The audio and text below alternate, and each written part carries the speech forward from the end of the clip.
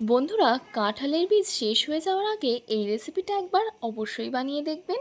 তা না হলে কিন্তু এই রেসিপিটা আপনারা মিস করে যাবেন। ঘরে থাকা সামান্য কিছু উপকরণ দিয়েই কিন্তু এটা অতি সহজে বানানো হয়ে যায়, আর সবাই এটা খুবই পছন্দ করে। এই রেসিপিটা করে কাউকে দিলে সে বুঝতেই পারবে না আপনি কাঁঠালের বীজ দিয়ে এই রেসিপিটা করেছেন। প্রতিদিনের একঘেয়েমি রেসিপি ভালো না লাগলে এই রেসিপিটা তো একদিন করে দেখাই যায়। তো রেসিপিটা কেমনভাবে বানাতে হবে চলুন ভিডিওর মাধ্যমে দেখে নেওয়া যাক।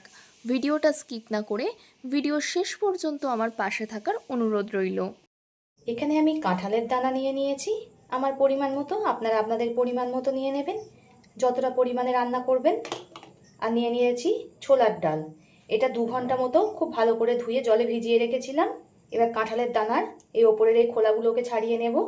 বীজগুলোর ওপরের খোসাগুলো আমার সব ছাড়ানো হয়ে গেছে। এখানে একটা পাত্র নিয়ে নিয়েছি, এই কাঁঠালের বীজগুলো এর মধ্যে দিয়ে দেব। এবার এর ভেতরে দিয়ে দেব অল্প করে লবণ। এখানে উষ্ণ গরম জল করে নিয়েছি, এবার দিয়ে দেব গরম জলটা। এই গরম জল আর লবণ দিয়ে ভিজিয়ে রাখবো 10 মিনিট মতো, তাতেই ওপরের এই লাল খোসাটা উঠে যাবে। আমি 10 মিনিট মতো ভিজিয়ে রাখছি। বন্ধুরা, আমার হাতে একটু কম সময় ছিল তাই আমি বটি দিয়ে এগুলোকে ছাড়িয়ে নিয়েছি। আর আপনাদের হাতে খুব সময় কম থাকলে তখন আপনারা বটি কিংবা ছুরির সাহায্যে ওপরের খোসাগুলোকে তুলে নিতে পারেন। একটু আধে খোসা থাকলে কোনো অসুবিধা হবে না। এবার এগুলোকে খুব ভালোভাবে ধুয়ে নেব। আমি খুব ভালোভাবে ধুয়ে নিয়েছি, দেখুন খোসাগুলো কিন্তু খুব সহজেই কিন্তু উঠে যায়। এখানে আমি একটা ব্লেন্ডার নিয়ে নিয়েছি, এই কাঁঠালের বীজগুলো ব্লেন্ডারের মধ্যে দিয়ে দেব। এবার এতে আগে থেকে ভিজিয়ে রাখা ছোলার ডাল দিয়ে দেব। এই সব কিছু কিন্তু আমি আমার পরিমাণ মতো নিয়ে নিয়েছি, আপনারা আপনাদের পরিমাণ মতো নিয়ে নেবেন। এখানে 2 মুঠো মতো ছোলার ডাল নিয়েছিলাম। এবার এতে দিয়ে দেব আদা, একটা কাঁচা লঙ্কা, দিয়ে দেব 3 কোয়া রসুন, অল্প করে দিয়ে দেব জল। এই সব কিছুকে খুব ভালোভাবে ব্লেন্ড করে নেব। আমার সব কিছু খুব ভালোভাবে ব্লেন্ড করা হয়ে গেছে। দেখুন ঠিক এমন একটা মিহি পেস্ট করে নিতে হবে। দেখে আপনারা বুঝতে পারছেন কেমন পেস্ট বানাতে হবে। এখানে একটা মশলা করে নেব, তার জন্য নিয়ে নিয়েছি একটা মিক্সচার জার। এই মিক্সচার জারের মধ্যে দিয়ে দেব 2টো মাঝারি সাইজের পেঁয়াজ কুচি। পেঁয়াজটাকে একটু বড় বড় করেই কেটে নিয়েছি, যেহেতু মিক্সচারের মধ্যে দিয়ে দেব 5-6 কোয়া রসুন, 1 ইঞ্চি মতো আদা, 2টো কাঁচা লঙ্কা, ঝালটা আপনারা স্বাদ মতো দিয়ে দেবেন। আর একটা ছোট সাইজের টমেটো কুচি, অল্প করে দিয়ে দেব চীনাবাদাম, সামান্য একটু দিয়ে দেব জল। মশলাটাকে খুব ভালোভাবে ব্লেন্ড করে নেব। মশলাটাকে খুব ভালোভাবে ব্লেন্ড করা হয়ে গেছে। এখানে একটা পাত্র নিয়ে নিয়েছি, মিক্সচারে যে কাঁঠালের বীজ আর ছোলার ডালটা ব্লেন্ড করে রেখেছিলাম সেটাকে নিয়ে নেব।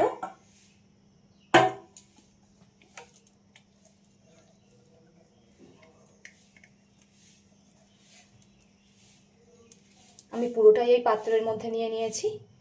এর ভিতরে দিয়ে দেব স্বাদ মতো লবণ, দিয়ে দেব এই চামচের মাপ করে 1/2 চামচ মতো ধনিয়া গুঁড়ো, সম পরিমাণ দিয়ে দেব জিরে গুঁড়ো, অল্প করে দিয়ে দেব হিং। এই হিংটা দিলে খুব সুন্দর খেতে লাগবে, ওই জন্য আমি দিলাম। দিয়ে দেব পরিমাণ মতো হলুদ গুঁড়ো, সব শেষে দিয়ে দেব অল্প করে চিনি।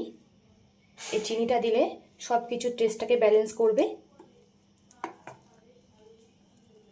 আর হিঙের একটা সুন্দর গন্ধ আছে, তার জন্য দারুণ একটা গন্ধ বেরোবে।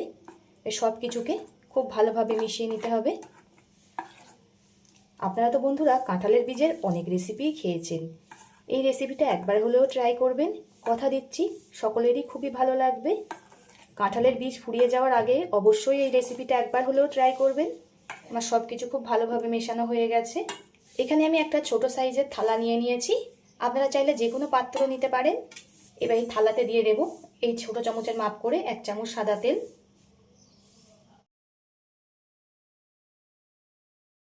এই তেলটা থালার চারিদিকে খুব ভালোভাবে মাখিয়ে নিতে হবে।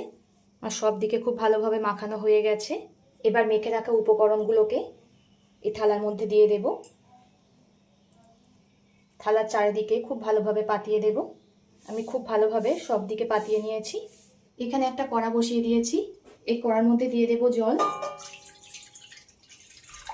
একটা স্ট্যান্ড নিয়ে নিয়েছি, একটা জলের ভিতরে বসিয়ে দিলাম। আপনার যদি স্ট্যান্ড না থাকে একটা বাটিও উল্টে বসিয়ে দিতে পারেন। এবার এর ভিতরে থালাটা বসিয়ে দেব। এবার ঢাকা দিয়ে দেব। হাই হিটে 5-7 মিনিট মতো ভাপিয়ে নেব। হাই হিটে আমি খুব ভালোভাবে সিদ্ধ করে নিয়েছি। দেখুন, একটা চাকু ফুটিয়ে দেখছি, চাকুটা একটুও জড়ায়নি, তখন বুঝতে হবে পুরোপুরি সিদ্ধ হয়ে গেছে। এবার নামিয়ে নেব। নামিয়ে ঠান্ডা করে নিয়েছি। এখানে একটা চাকু নিয়ে নিয়েছি, চাকুর সাহায্যে কেটে নেব। আমি আমার মতো শেপে কেটে নিচ্ছি, আপনারা আপনাদের মতো শেপ করে নেবেন। আমার বন্ধুরা কে কোথা থেকে দেখছেন কমেন্ট করে জানাবেন। আপনারা এত সুন্দর সুন্দর কমেন্ট করেন, আমার পড়তে ভীষণই ভালো লাগে। এভাবে পাশে থেকে সাপোর্ট করার জন্য সকলকে অসংখ্য ধন্যবাদ। প্রথমে লম্বা করে কেটে নিলাম, তারপরে চৌকো করে কেটে নেব। আপনারা চাইলে বরফির আকারেও কেটে নিতে পারেন। একবার অবশ্যই ট্রাই করে দেখবেন। কথা দিচ্ছি সবাই আঙুল চেটে খাবে, এতটাই দারুণ হয়। সব কাটা হয়ে গেছে, দেখুন একটা তুলে দেখাচ্ছি কত সুন্দর হয়েছে। থালা একটুও জড়ায়নি, দেখুন। আর কত সুন্দর সফট হয়েছে। এটা দেখতে যতটা সুন্দর লাগছে, খেতে তো দারুণ লাগে।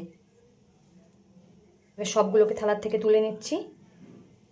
কত সুন্দর উঠে যাচ্ছে দেখুন। এই রেসিপিটা খেলে কেউ বুঝতেই পাবে না যে আপনি কাঁঠালের বীজ দিয়ে তৈরি করেছেন। সব তোলা হয়ে গেছে। এদিকে আমি কড়াতে সাদা তেল দিয়ে গরম হতে বসিয়ে দিয়েছি। তেলটা গরম হয়ে গেছে। এবার গরম তেলের মধ্যে কাঁঠালের বীজ আর ছোলার ডালের ধোকাগুলোকে ভেজে নেব। পরিমাণে অনেকটা, তাই আমি দুবারে ভাজবো। পিছন সাইডটা 1 মিনিট মতো ভেজে নিয়েছি। এবার উল্টিয়ে দেব। যেহেতু সব কিছু মশলা দেওয়া, তাই শুধু ভাজা খেতেও খুবই ভালো লাগবে বন্ধুরা। এই সাইডটাও খুব ভালোভাবে ভেজে নেব। আমার 2 সাইডই খুব ভালোভাবে ভাজা হয়ে গেছে।